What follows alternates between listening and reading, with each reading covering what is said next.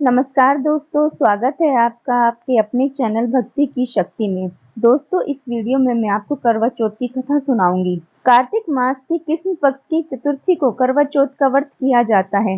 यह स्त्रियों का मुख्य त्योहार है। सुहागिन स्त्रियां अपने पति की दीर्घायु के लिए यह व्रत करती हैं। एक साहूकार के 7 लड़के और एक लड़की थी। सेठानी के सहित उसकी बहुओं और बेटी ने करवा चौथ का व्रत रखा था। रात्रि को साहूकार के लड़के भोजन करने लगे तो उन्होंने अपनी बहन से भोजन के लिए कहा। इस पर बहन ने उत्तर दिया, भाई अभी चांद नहीं निकला है, उसके निकलने पर आगे देकर भोजन करूंगी। बहन की बात सुनकर भाइयों ने एक काम किया कि नगर के बाहर जाकर उन्होंने अग्नि जला दी और छलनी में से जाकर उसमें से प्रकाश दिखाते हुए उन्होंने बहन से कहा, बहन अब चांद निकल गया है, अब आगे देकर भोजन कर लो। यह बात सुनकर उसने अपनी भाभीियों से कहा कि आओ तुम भी चंद्रमा को आगे दे लो, परंतु वे तो इन सब बातों को जानती थी। उन्होंने कहा कि बहन अभी चांद नहीं निकला है, तेरे भाई तेरे साथ छल कर रहे हैं, अग्नि का प्रकाश छलनी से दिखा रहे हैं। भाभीियों की बात सुनकर भी उसने कुछ ध्यान नहीं दिया और भाइयों द्वारा दिखाए गए प्रकाश को आगे देकर भोजन कर लिया। इस प्रकार उसका व्रत भंग हो गया, जिससे गणेश जी उससे अप्रसन्न हो गए। इसके बाद उसका पति सख्त बीमार हो गया और जो कुछ भी उसके घर में था सब उसकी बीमारी में लग गया। जब उसे अपने किए हुए दोषों का पता लगा तो उसने बहुत पश्चाताप किया। गणेश जी की प्रार्थना करते हुए विधि विधान से पुनः चतुर्थी का व्रत करना आरंभ कर दिया। श्रद्धा अनुसार सबका आदर करते हुए सबसे आशीर्वाद ग्रहण करने में ही मन को लगा दिया। इस प्रकार उसके श्रद्धा भक्ति सहित क्रम को देखकर भगवान गणेश उस पर प्रसन्न हो गए और उसके पति को जीवन दान दे दिया। उसे आरोग्य करने के पश्चात धन संपत्ति से भी युक्त कर दिया। इस प्रकार जो भी कोई छल कपट को त्याग कर श्रद्धा भक्ति से चतुर्थी का व्रत करेगा, वे सब इस प्रकार से सुखी होते हुए सभी कलेशों से मुक्त हो जाएंगे। एक दूसरी कथा गणेश जी विनायक जी की भी है। एक अंधी बुढ़िया थी जिसका एक लड़का था और उस लड़के की एक बहू थी। वह बहुत ही गरीब थे।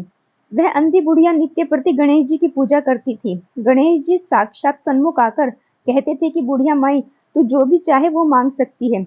बुढ़िया कहती थी, मुझे मांगना नहीं आता, सो कैसे और क्या मांगू।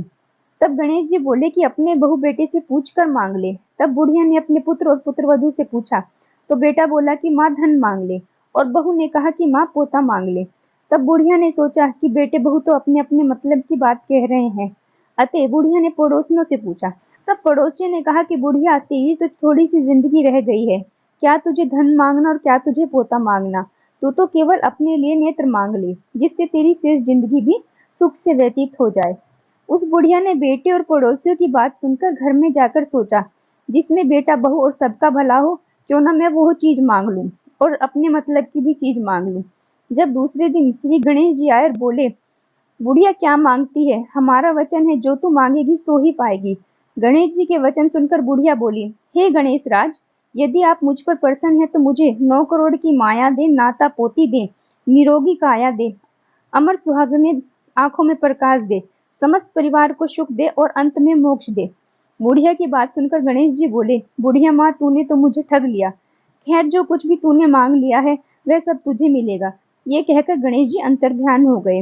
इस प्रकार जो भी भक्ति भाव से और श्रद्धा पूर्वक भगवान गणेश जी का व्रत करता है और करवा चौथ का व्रत रखता है, उसे भगवान गणेश जी सभी सुख संपत्ति और सुख सुविधाओं से पूर्ण करते हैं। दोस्तों, अगर आपको मेरी यह वीडियो पसंद आई हो तो आप मेरी इस वीडियो को लाइक करना, साथ ही साथ आप मेरे इस चैनल को सब्सक्राइब करना ना भूलें। धन्यवाद।